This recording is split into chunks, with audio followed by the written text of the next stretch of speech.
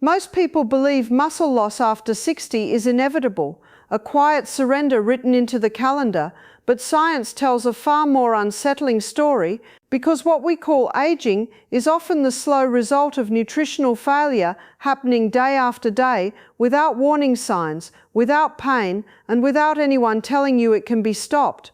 By the age of 30, humans begin losing muscle at a rate of 3 to 8% per decade, and after 60 that loss accelerates dramatically, not because muscles suddenly decide to give up, but because the body is no longer receiving or utilizing the signals and building blocks required to maintain them.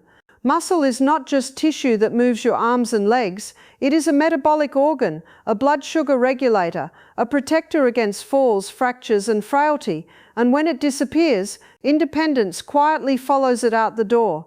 Studies consistently show that low muscle mass is a stronger predictor of early death than body weight, cholesterol levels, or even smoking history, yet most people are never told this, and even fewer are told why it happens. The real crisis begins in the digestive system.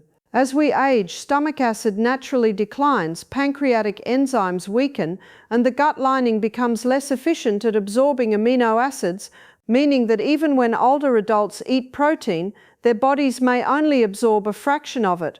Research has shown that older adults can consume the same amount of protein as younger people and still fail to stimulate muscle protein synthesis, a phenomenon scientists now call anabolic resistance. This means the muscle cells stop responding to the very nutrients meant to rebuild them, like a radio that no longer picks up the signal. The tragedy is that many people respond by eating less, not more. Because appetite decreases with age, chewing becomes difficult and meals become smaller and simpler, creating a silent downward spiral that accelerates muscle loss year after year.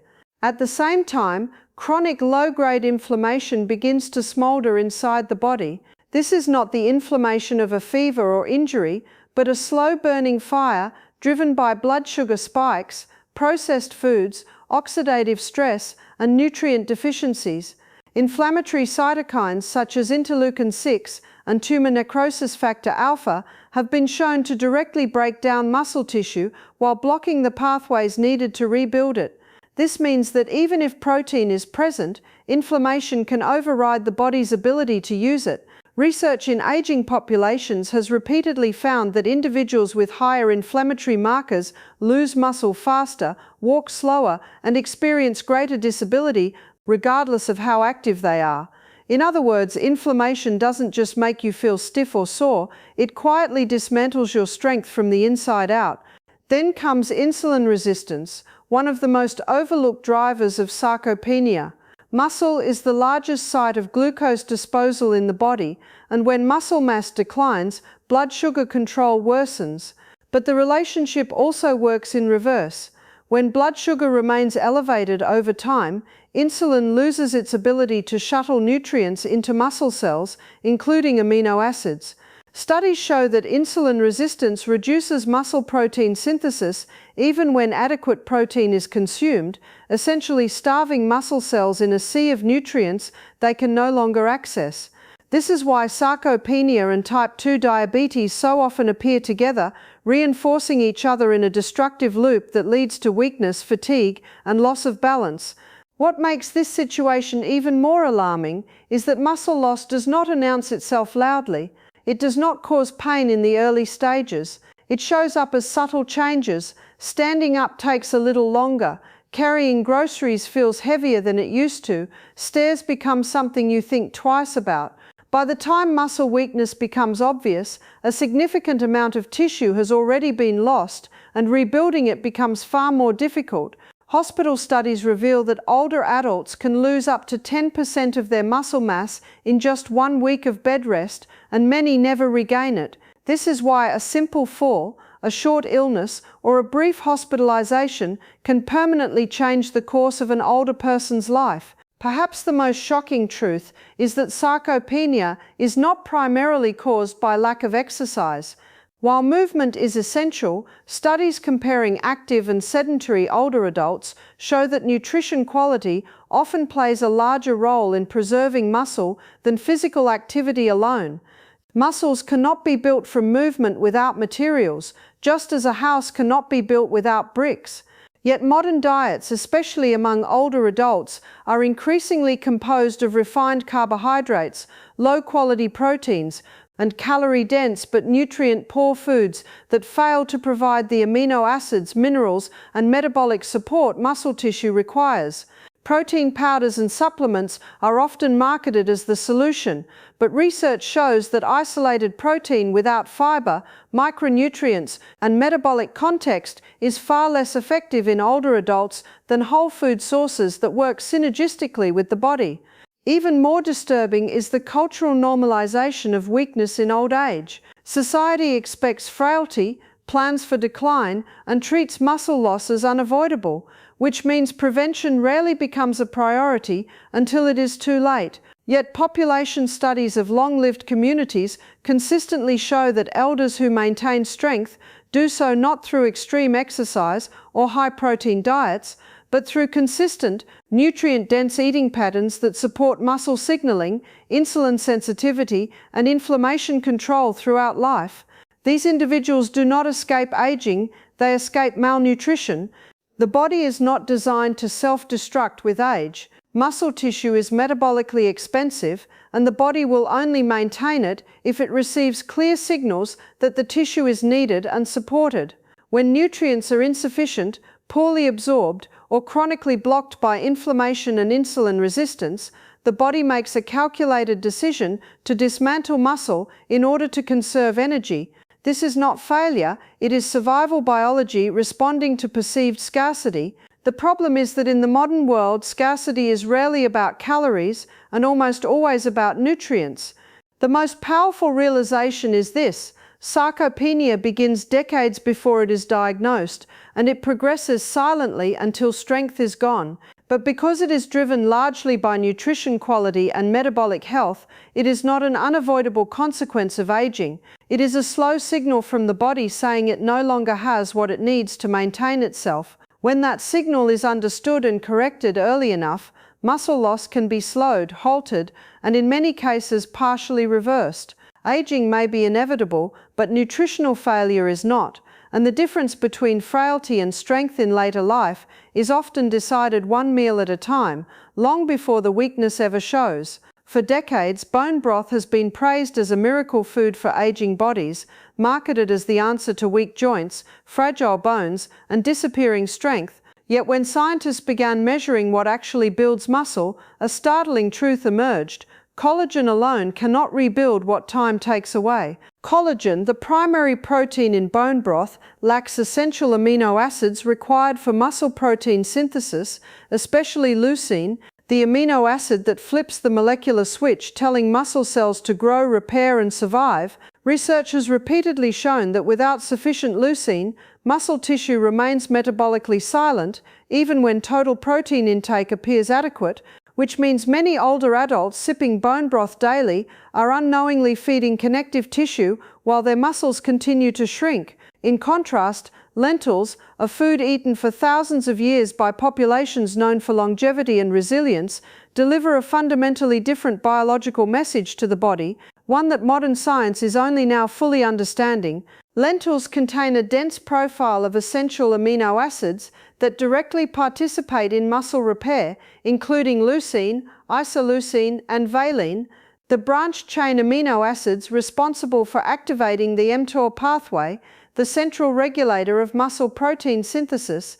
Studies on aging muscle show that mTOR activation declines with age, not because the pathway disappears, but because it stops responding to weak nutritional signals. Lentils provide a signal strong enough to be heard. When consumed as part of a whole food meal, lentils stimulate muscle-building pathways more effectively than collagen-based foods, which lack the amino acid diversity needed to complete the repair process. Muscle is not built from fragments, it requires a full blueprint, and lentils deliver far more of that blueprint than bone broth ever can. But the difference goes far beyond protein alone. Lentils arrive packaged with magnesium, potassium, iron, zinc, and B vitamins, nutrients that quietly determine whether muscle cells can actually function. Magnesium is required for ATP production, the energy currency muscle uses to contract and rebuild. Potassium maintains electrical signaling between nerves and muscle fibers, preventing weakness and fatigue. Iron ensures oxygen reaches muscle tissue, and B vitamins drive the enzymatic reactions that convert food into usable energy. Bone broth, while soothing, contains minimal amounts of these nutrients in forms that meaningfully support muscle metabolism. This is why populations relying heavily on collagen-rich foods without complementary plant proteins often fail to preserve strength with age, despite adequate calorie intake. Perhaps most shocking is lentils' effect on blood sugar, a factor rarely mentioned in discussions about muscle loss. Muscle tissue is one of the body's primary tools for controlling glucose, and when blood sugar remains unstable, muscle breakdown accelerates. Lentils have one of the lowest glycemic indexes of any carbohydrate-rich food, meaning they release glucose slowly, preventing insulin spikes that block amino acid uptake into muscle cells. Research has shown that insulin resistance dramatically reduces muscle protein synthesis, even when protein intake is sufficient. Lentils improve insulin sensitivity, allowing amino acids to enter muscle cells efficiently, turning nutrition into tissue rather than waste. Bone broth does nothing to address this metabolic bottleneck, which is why it often fails to deliver the strength benefits people expect. Then there is inflammation, the silent muscle killer. Chronic inflammation increases with age and has been shown to directly activate pathways that degrade muscle protein. Lentils contain polyphenols and bioactive compounds that lower inflammatory markers such as C-reactive protein and interleukin-6, both of which are strongly associated with accelerated muscle loss and frailty. In populations where legumes are consumed daily, inflammatory burden is significantly lower and physical function remains higher well into later decades of life. Bone broth, while comforting, lacks these anti-inflammatory compounds and cannot counteract the inflammatory cascade that drives sarcopenia. What makes this comparison even more unsettling is how deeply bone broth has been embedded into modern wellness culture as a muscle-saving solution, despite lacking the scientific foundation to support that claim. Collagen supports skin, tendons, and joints, but muscle tissue requires a different nutritional strategy. Feeding muscle collagen is like pouring water into a car with no engine. It may fill the tank, but nothing moves. Lentils, on the other hand, provide both the fuel and the ignition, supporting not only muscle growth, but the metabolic environment that allows muscle to survive aging.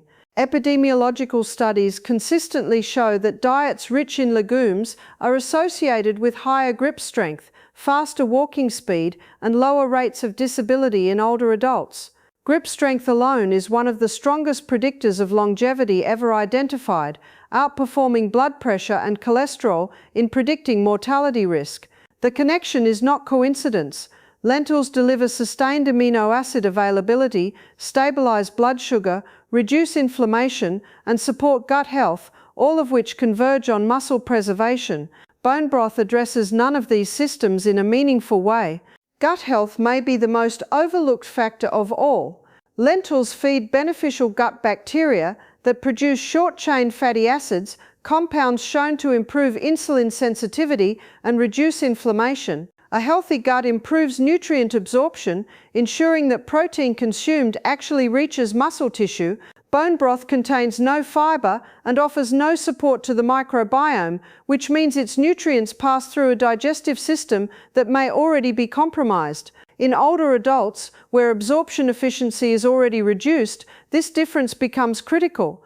The idea that muscle loss is inevitable has allowed inferior solutions to flourish unchallenged.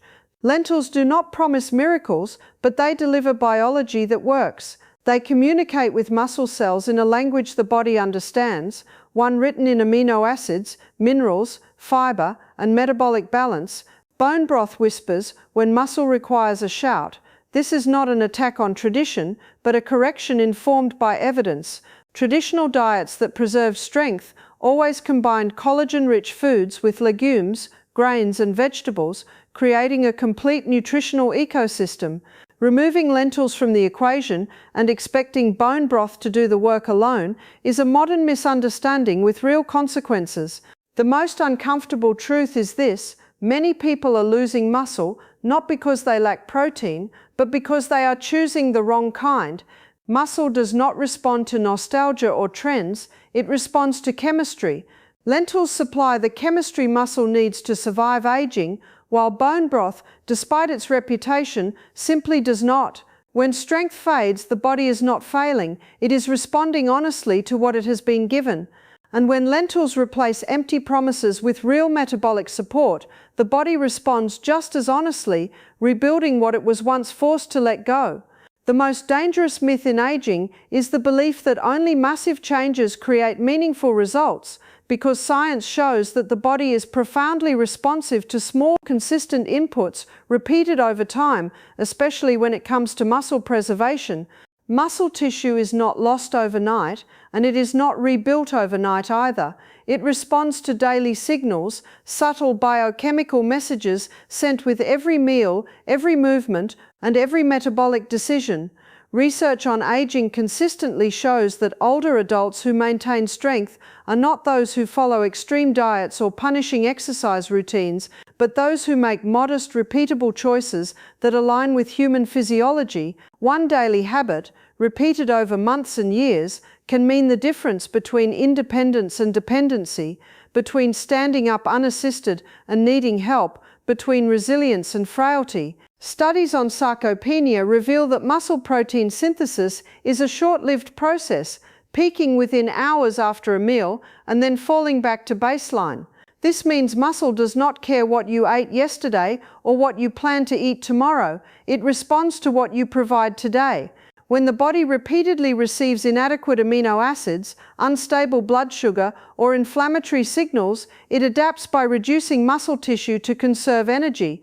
But when the body receives steady, digestible nutrition at the right times, it adapts in the opposite direction, preserving and even rebuilding strength. This is why daily consistency matters more than occasional effort. One balanced meal consumed every day outperforms a perfect meal consumed once a week. Research shows that as little as half a cup of properly prepared lentils can significantly contribute to daily protein needs in older adults, especially when paired with healthy fats and vegetables that improve absorption. This modest portion provides not only amino acids, but also fiber that slows digestion, stabilizes blood sugar, and prevents the insulin spikes that block muscle repair. Stable blood sugar is not a cosmetic goal, it is a muscle-preserving mechanism. Studies demonstrate that even mild insulin resistance reduces amino acid uptake into muscle cells, effectively starving them despite adequate intake. Daily foods that improve insulin sensitivity quietly protect muscle with every bite.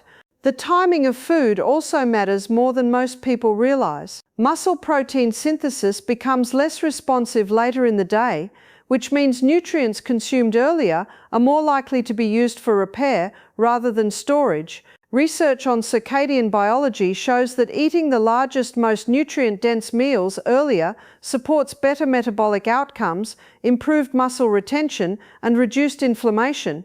This is why populations that eat their main meal at midday and lighter meals in the evening consistently show better physical function in old age. A simple shift in timing can amplify the effect of the same food without increasing quantity. Movement, even gentle movement, multiplies the impact of nutrition. Muscle cells become more sensitive to amino acids after use, a phenomenon known as exercise-induced sensitization. Studies show that light resistance, walking, or even standing more frequently can dramatically increase muscle protein synthesis from the same meal. This means that food and movement are not separate strategies, they are biological partners. A short walk before or after a meal can change how nutrients are partitioned, directing them toward muscle instead of fat or storage. The body is always listening for signals of use, and when it hears them, it invests accordingly. What makes this daily approach so powerful is its cumulative effect. Long-term studies on aging reveal that muscle strength at age 70 is strongly predicted by habits established decades earlier, not by interventions introduced late in life. but even when changes begin later, the body still responds. Clinical trials show that older adults in their 70s and 80s can improve muscle mass and strength with consistent nutritional support and mild activity, disproving the belief that it is ever too late. The body does not operate on hope or fear, it operates on inputs, and it responds to them faithfully at any age. The psychological impact of small daily wins cannot be ignored. Muscle loss often leads to reduced confidence, which leads to reduced movement, which accelerates decline. Conversely, feeling stronger encourages activity, which further preserves strength. Research in behavioral health shows that sustainable habits are built through simplicity, not intensity. Daily foods that are affordable, familiar, and easy to prepare are more likely to be consumed consistently, which is why traditional diets outperformed modern plans long before nutrition science could explain why.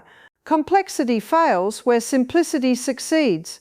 Perhaps the most sobering fact is how quickly strength can be lost when daily habits disappear. Studies on hospitalization show that older adults can lose up to 5% of muscle mass in just 10 days of inactivity, and many never fully recover. This means that muscle preservation is not a luxury, it is a form of insurance. Daily nourishment acts as a buffer against inevitable stresses like illness, injury, or reduced mobility. Those who enter challenges with more muscle lose less and recover faster, a phenomenon repeatedly confirmed in clinical research. The daily choice to nourish muscle is ultimately a decision about autonomy. Muscle strength determines whether someone can open a jar, climb stairs, catch themselves during a fall, or live independently. These are not abstract outcomes, they are quality of life markers with measurable predictors. Grip strength alone has been shown to predict mortality more accurately than many traditional health markers, and grip strength is maintained through daily muscle use and nutrition, not occasional interventions. Strength is built quietly and lost quietly, but its consequences are loud. The most powerful aspect of daily nutritional choices is that they shift the body's internal conversation. Instead of signaling scarcity, instability, and inflammation, they signal support, safety, and use. The body responds by maintaining tissue rather than dismantling it. This is not willpower or motivation, it is biology responding to consistency. One meal does not change a life, but the same meal repeated daily can change an aging trajectory. Aging is not a single event, but a collection of accumulated signals. Every day sends a message to the body about what to keep and what to let go.